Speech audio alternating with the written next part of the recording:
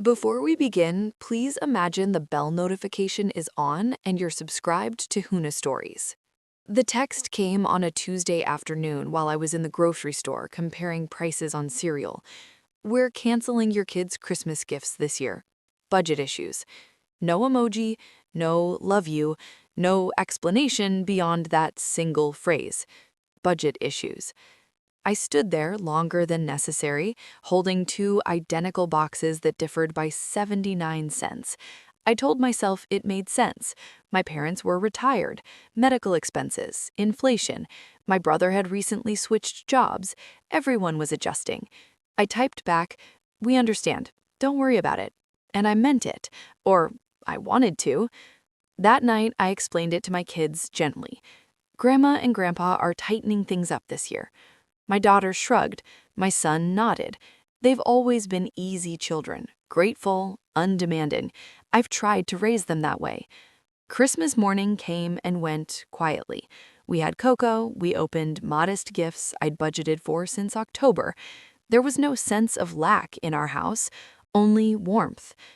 Then the photos appeared. My brother's living room glowed on Facebook. His twins sat cross-legged in matching holiday pajamas, each holding brand new iPads. There were Apple Watches on small wrists, designer sneakers lined beneath the tree like a showroom display. My mother's caption read, "Nothing better than spoiling our grandbabies." I stared at the screen until it dimmed.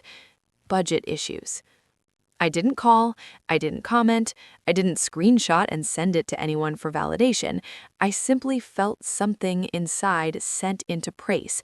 Not anger exactly, but recognition. It wasn't new. Growing up, my brother's achievements were celebrated as proof of brilliance. Mine were treated as pleasant surprises. If there was one of something, he needed it more. If there was sacrifice required, I could handle it better.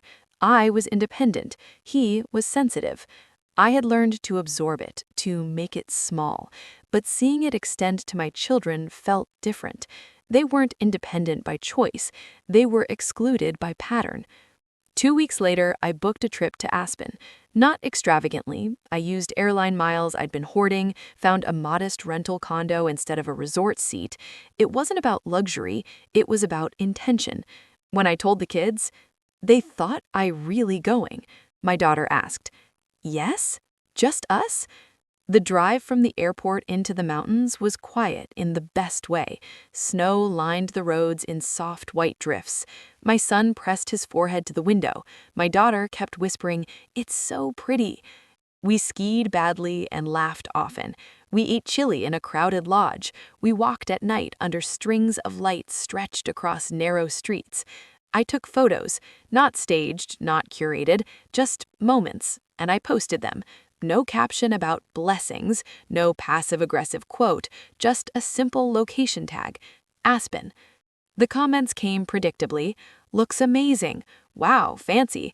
Didn't know you guys were ski people." Then a private message from my niece. "Why didn't you invite us?" She's 10, old enough to notice patterns, young enough to say them plainly. I read the message 3 times before responding. Budget issues. That was it. No emoji, no punctuation beyond the period. She didn't reply. My phone rang an hour later. My mother. Her voice carried something sharp beneath the surface. "How could you say that to her?" I stepped outside the condo. Snow muffled the air, absorbing sound. "Say what?" "You know what. She's upset. She doesn't understand why you'd throw that back in her face."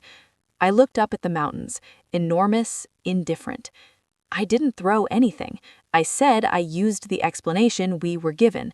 Silence. Not confusion. "Recognition," Nazi said finally. "How?" "Well, we didn't mean—" "You didn't mean for them to see it," I said, calm enough to surprise myself. But they did. The wind shifted. Somewhere nearby, someone laughed. My mother lowered her voice. "It was complicated this year." I'm sure it was. We can't treat everyone exactly the same. "I agree," I said, "but we can be honest." There it was, the thing that changed the air. I wasn't accusing, I wasn't begging for fairness, I was declining participation.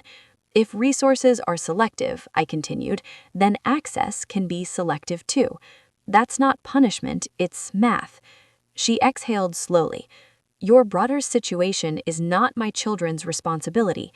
Another silence, longer this time. You're making this bigger than it needs to be. No, I said quietly, I'm just making it visible. That conversation ended without resolution. No apology, no shouting, just a mutual understanding that something had shifted. The family group chat stayed unusually quiet that week. No more curated photos, no more commentary about spoiling grandbabies. My brother didn't call, my father didn't text. Control, I realized, had always depended on my willingness to smooth things over, to pretend not to notice. Visibility disrupted that arrangement. On our last night in Aspen, we sat by the fireplace. My daughter leaned against me. "Do Grandma and Grandpa not like us as much?" she asked softly. The question didn't feel like a dagger, it felt like a doorway. "They love you," I said carefully, "but sometimes adults make uneven choices. That's about them, not you." She nodded, considering. My son poked the fire with the metal tool. "I liked this better anyway," he said. "It felt ours." That word stayed with me. When we returned home, nothing dramatic happened. No formal reckoning, no tearful reconciliation. Holidays came and went with polite distance. But something fundamental had changed. Invitations became mutual, not assumed. Gifts, when given, were simple and evenly distributed. My parents were careful now, not warmer, but cautious. Power had not exploded, it had cooled and hardened. Months later, my mother tried once more. "You know we never meant to hurt you." I believed her. Intent and impact are rarely twins. "I know," I said, "but we won't pretend it didn't." There was no celebration in that moment, no victory banner, just clarity. And for the first time in my life, clarity felt like dignity.